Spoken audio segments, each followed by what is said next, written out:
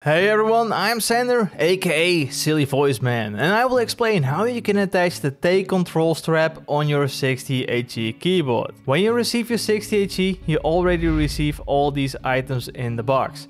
First off, you have your little dumbbells, which are the screws and screw posts already screwed into each other. And you have your silicone attachment, nylon strap, and of course, the magnificent 60HE keyboard. First, you want to grab the little dumbbells and remove the screws from the screw posts. Now you want to grab the nylon strap and make sure to fold the strap so the holes align with each other. Make sure you can clearly see through the holes. Hold your strap in the orientation shown on the video and grab your screw posts and put them through the holes on the back of the strap.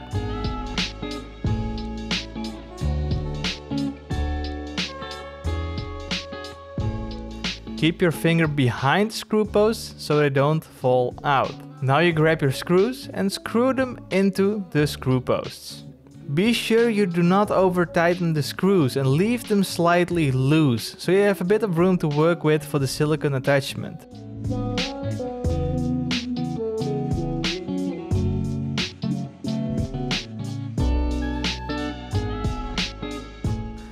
Grab the silicone attachment. And the thing about silicone being silicone is that the material is stretchy, and stretching it doesn't damage the silicone. Also, it remains its shape, which is pretty neat.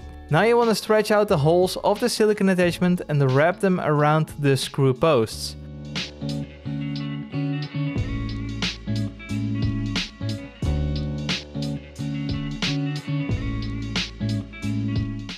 Now you can put the silicone attachment through the loop of the keyboard and attach the other side of the silicone attachment to the screw section of the strap. Of course, you can use the same method as before, just wrap them around, push them through, and voila! Your strap is attached. If of course desired, you can just tighten the screws a bit more, but I mean, it's already on there and looks beautiful, doesn't it?